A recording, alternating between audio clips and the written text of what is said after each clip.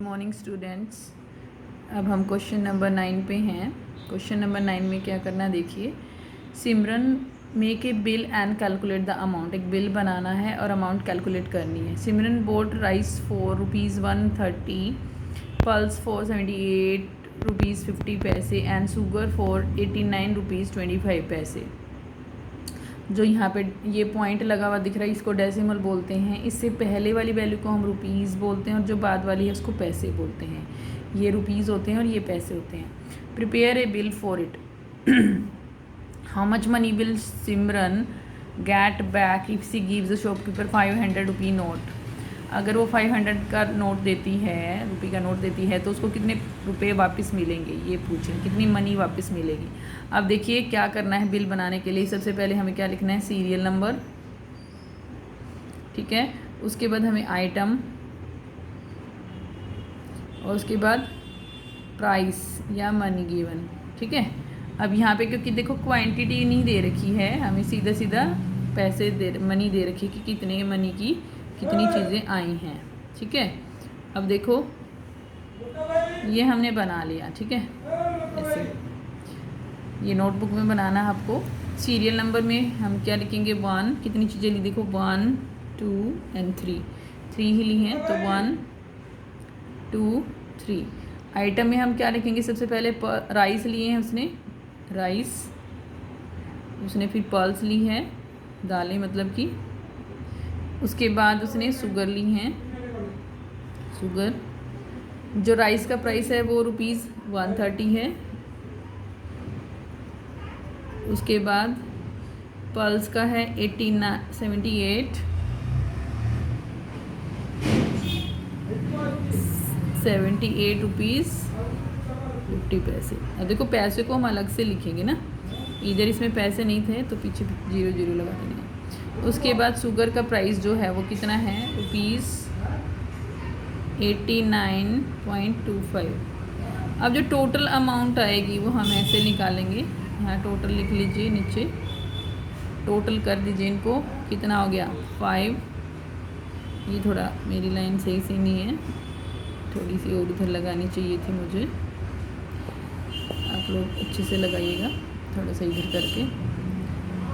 5 और ये 7, 8 और 9 17, 1 कैरी 3 पे गया, 4 और 7 11 एंड 8 19, ठीक है। 1 कैरी फिर से, तो 1 के ऊपर कैरी गया, 1 एंड 1 2, ₹297.75, ठीक है। इतना मनी उस मतलब बन रही है टोटल, है ना।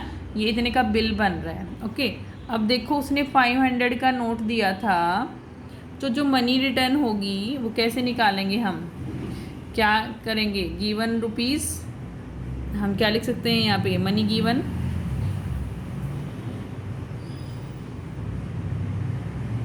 कितनी दी है उसने, 500, ठीक है। उसके बाद बिल जो है वो कितने का है, बिल अमाउंट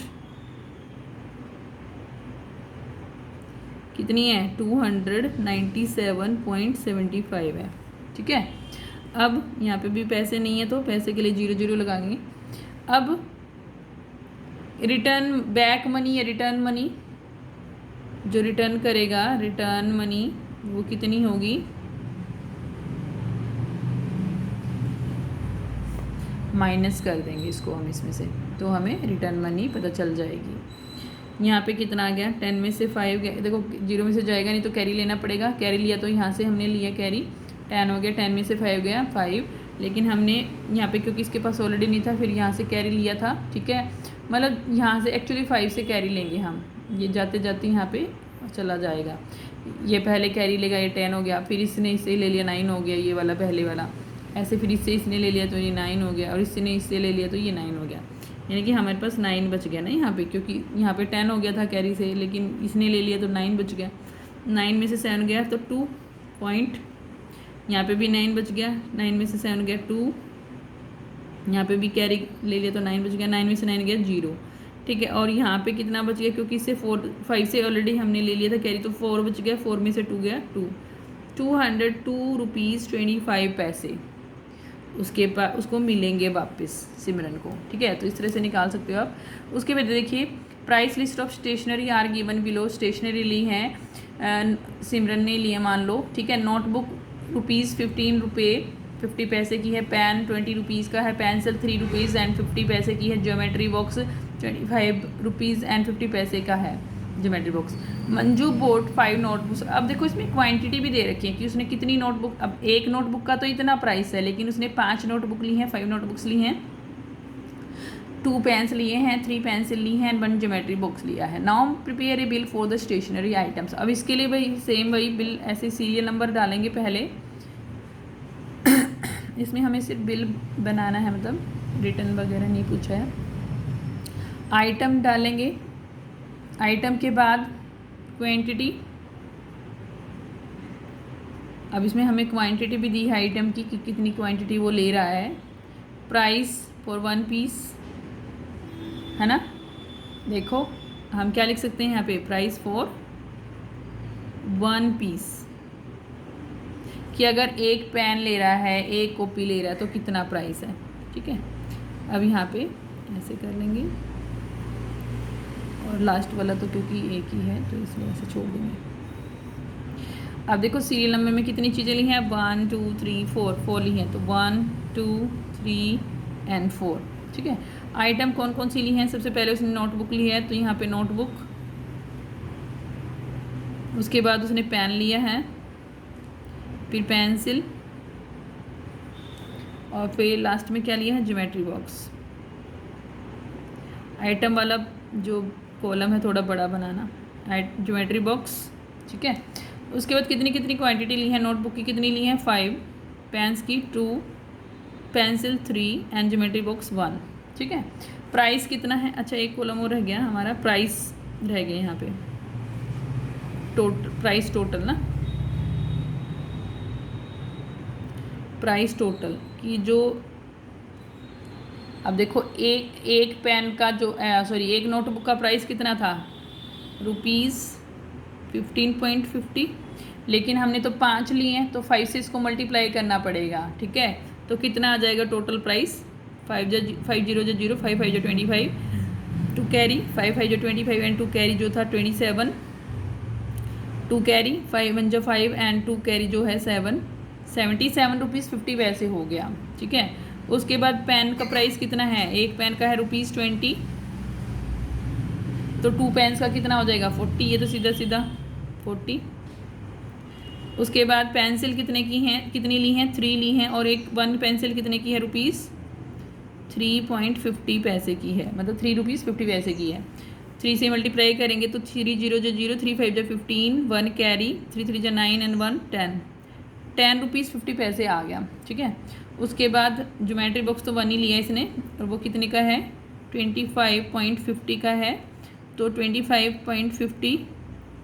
अब टोटल जो ग्रोस टोटल है, बिल्कुल सब चीज़ों का टोटल, मतलब जो हमने प्राइस टोटल निकाला उसका भी टोटल, मतलब कि कितना बिल हमें पे करना पड़ेगा वो आ जाएगा यहाँ से। ये ऐड कर दीजिए, 0 हैं सारे, 0 हो जाएगा, 5 एंड 5 10 एंड 5 15, 1 कैरी 7 के ऊपर आ जाएगा, 7 एंड 8 एंड 5 13, 1 कैरी 8 आ जाएगा, 8 एंड 4 12 एंड 1 13 एंड 2 15, ₹153, यहाँ पे रुपीज़ लिख दीजिए, ₹153.50 को पे करना पड़ेगा। नेक्स्ट क्वेश्चन देखिए, रामूज मंथली सैलरी इज़, ये क्वेश्चन नंबर 10 है। Ramu's monthly salary is ₹6,850, he spends ₹2,500 या 2,500 for food, ₹1,250 for house rent and ₹400 for school fee, ₹850 for other expenses, ठीक है। ओके अब क्या पूछ रहे हैं देखिए, what is the total amount for food and house rent. जो फूड है 2500 है, और जो हाउस रेंट है वो कितना है, देखिए 1250 है। तो यहाँ टोटल कर देंगे, कौन कौन से को, फूड वाले को, तो ऐसे लिख सकते हो आप, देखो फूड, सिंपली फूड लिखेंगे, इक्वल लिख देंगे, उसके बाद हाउस रेंट, ठीक है, ऐसे लिख सकते हैं। ये नोटबुक में ऐसे लिख सकते हैं, यहाँ पे स्पेस कम है, नोटबुक में ऐसे लिखना है, ठीक है। और नीचे टोटल लिख देंगे। फूड कितने का है फूड पे कितना एक्सपेंस करता है, वो खर्च करता है, ये घर के खर्चे के हिसाब हैं। जैसे घर में टोटल कितना खर्चा लगता है मंथ में, फूड के ऊपर कितना लगता है, हाउस रेंट कितना देना पड़ता है अगर कोई रेंट पे रहता है तो, ठीक है, तो वो अपने एक्सपेंसेस निकालते हैं। अब देखो मतलब अपने खर्चे निकालते हैं। अब यहाँ पे फूड के ऊपर इतना हो रहा है, हाउस रेंट के ऊपर इतना हो रहा है। अब टोटल जो अमाउंट आएगी, टोटल मनी कितनी खर्च हो रही है उसकी, तो वो यहाँ टोटल कर देंगे हम 0 5 7 5 और 2 7 2 and 1 3 रुपीज़ 3750 उसका इस पर खर्च हो रहा है इन दोनों चीज़ों पे। तो ऐसे करके निकालना है ये, लेकिन यहाँ पे स्पेस कम है तो ये नोटबुक में करना है आपको। अब देखिए but is the total amount of for food and school fees. अब जैसे यहाँ पे दो चीज़ों का हमने किया है, फूड का और हाउस रेंट का, यहाँ पे फूड और स्कूल फीस का ऐड करना है ऐसे ही, ठीक है, ये मैं नहीं करी, खुद करना है आपको। But is the total amount for school fees and other expenses. अब देखो अदर एक्सपेंसेस पे वो कितना कर रहा है, 850 रुपीज़ कर रहा है, जो छोटे मोटे खर्चे हैं कुछ उनके ऊपर, स्कूल फीस और इसको मिला के फिर यहाँ पे लिखना है, मतलब यहाँ पे ऐड करना, दोनों को ऐड करना है। अब मैं सीधा करके बता सकती हूँ आपको, देखिए ऐसे भी कर सकते हो आप। 400 किस पे था, स्कूल फीस पे, प्लस में अदर एक्सपेंसेस पे 850 था, और इन दोनों को टोटल कर दोगे तो वैल्यू आ जाएगी। आप वर्कबुक में ऐसे कर सकते हैं, लेकिन नोटबुक में ऐसे करना है आपको ये कि स्कूल फीस पे कितना हो रहा है, ऐसे लिखेंगे स्कूल फीस इक्वल टू जितना हो रहा है 400 हो रहा है, अदर एक्सपेंसेस 850 एंड फिर टोटल, ठीक है। तो अब what is the total amount for food, house rent and school fees. अब यहाँ पे 3 चीज़ें दे दी हमें, उनकी टोटल अमाउंट निकालनी है, ठीक है। अब तीनों को ऐड करना है, किस किस पे, देखो फूड पे, हाउस रेंट पे और स्कूल फीस पे कर रहा है ये, तो तीनों को ऐड करके लिख देंगे यहाँ पे, ठीक है। और नोटबुक में कैसे करेंगे, food equal to this value, house rent फिर जो उसकी वैल्यू दे रखी, स्कूल फीस उसकी वैल्यू, फिर total. But is the monthly saving. अब सेविंग कितनी करता है वो देखो। अब हमें 4 एक्सपेंसेस दे रखे हैं, देखो यहाँ पे फूड के लिए खर्च करता है, हाउस रेंट के लिए, स्कूल फीस के लिए और अदर एक्सपेंसेस। इन चारों को अगर ऐड करके हम टोटल सैलरी में से घटा देना तो सेविंग्स आ जाएंगी, ठीक है। कैसे आ जाएंगी देखो, पहले स्टेप में हमें, अब इसमें ये भी नोटबुक में कैसे करना है, पहले एक्सपेंसेस सारे एक्सपेंसेस को ऐड करना है, ठीक है, जैसे फूड के लिए, ठीक है। अभी मैं सीधा करके बता रही हूँ, 2500 पहले स्टेप में आप सबको ऐड करेंगे, ठीक है, ऐसे, प्लस में 850, इन सब का कितना आ जाएगा वो ऐड कर देंगे। देखिए कितना आएगा, 0 और 5 5 10, 1 कैरी गया, 1 कैरी हमने 8 के ऊपर लगा लिया, तो 9 9 and 4 13, 13 and 2 13 and 2 15, 15 and 5 20, ठीक है, तो 20 की 0 लग जाएगी। अब 2 कैरी 2 पे जाएगा, 2 and 2 4 and 1 5, 5000 वो कर रहा है खर्च, ठीक है। तो सेविंग कितनी आ जाएगी, अब सेविंग के लिए जो टोटल सैलरी है 6000 माइनस जो एक्सपेंसेस हैं, ये एक्सपेंसेस थे उसके, स्पेस कम है यहाँ पे, 5000 थे वो, तो सेविंग कितनी है उसकी, 1000 रुपीज़ है, ठीक है, 1000 रुपीज़। अच्छा नेक्स्ट क्वेश्चन देखिए, answer the following question. Arun bought a pen for ₹27 and notebook for ₹12। What is the total amount that he paid to the shop. अब देखो पैन का प्राइस कितना, ₹27, नोटबुक का कितना, ₹12, ठीक है।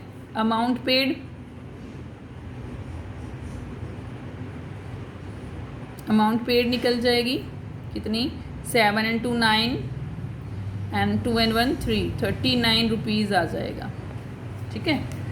The cost of A notebook is ₹27। How much amount should he paid for 5 note. एक notebook की कितनी है, ₹27, तो 5 नोटबुक की निकालनी है, ठीक है, कॉस्ट फॉर 5 नोटबुक्स। तो सिंपली क्या कर देंगे आप, एक नोटबुक की प्राइस को 5 से मल्टीप्लाई कर देंगे तो आ जाएगी 5 नोटबुक्स की। तो हम सीधा लिख सकते हैं कॉस्ट ऑफ 5 नोटबुक्स। वैसे इसमें एक स्टेप और है, पहला step, cost of A notebook, 1 notebook का कॉस्ट लिखेंगे पहले और फिर 5 का लिखेंगे। अभी क्योंकि मेरे पास स्पेस नहीं है तो मैं डायरेक्ट कर रही हूँ। 5 crores रुपीज़ 27 तो कितना आ जाएगा, 5 7 35, 3 कैरी हो गया, 5 2 10 एंड 3 कैरी, 135 रुपीज़ आ जाएगा ये टोटल, 135। उसके बाद 10 kites cost ₹75, what is the cost of A kite. अब देखो 10 kites की दे रखी है और हमें 1 kite की निकालनी है, ठीक है। 10 kite का कॉस्ट है 75 और 1 का निकालना है, तो इसमें डिवीज़न होगा कॉस्ट। अब सीधा मैं कॉस्ट ऑफ 1 kite निकाल रही हूँ। कॉस्ट ऑफ 1 kite कैसे करेंगे, 75 को जो टोटल अमाउंट होती है उसको जितनी चीज़ें होती हैं उनसे डिवाइड करते हैं। जैसे यहाँ 10 kites हैं तो 10 से डिवाइड करेंगे। जब 75 को 10 से डिवाइड करोगे ना तो यहाँ डेसिमल में आएगा आंसर, 7.5 आ जाएगा, ठीक है, ये रुपीज़ आ जाएगा। ओके, नेक्स्ट क्वेश्चन देखो।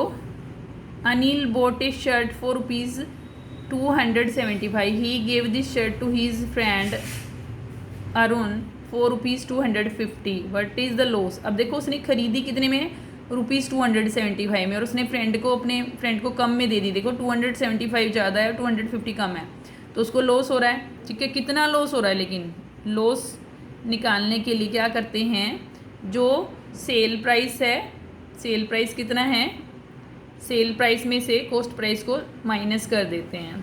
लॉस सेल प्राइस, नहीं एक सेकेंड, कॉस्ट प्राइस है ना, खरीदी है, ये खरीदने वाला कॉस्ट प्राइस होता है जितने में उसने खरीदी है।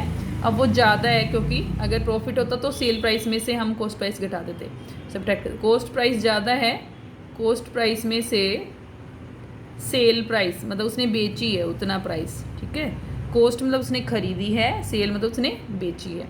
कॉस्ट प्राइस कितना है 275 और सेल प्राइस कितना है 250, तो उसको कितना लॉस हो रहा है, ₹25 का लॉस हो रहा है, ठीक है। अब 1 kg rice cost ₹17, what is the cost of 7 kg rice. ये सेम ऐसा ही है कि 1 kg का गिवन है और हमें ज़्यादा का निकाला तो मल्टीप्लाई करेंगे हम, ठीक है। तो cost of 7 kg rice, 7 kg rice कितना हो जाएगा, 7 crores 17 हो जाएगा। 7 7 49, 4 कैरी, 7 1 7 एंड 4 11 हो गया। रुपीज़ कितना आ गया, 119 आ गया, पीछे रुपीज़ लिख सकते हैं। तो इस तरह से ये आ जाएगा। That's all for today's class. Have a nice day.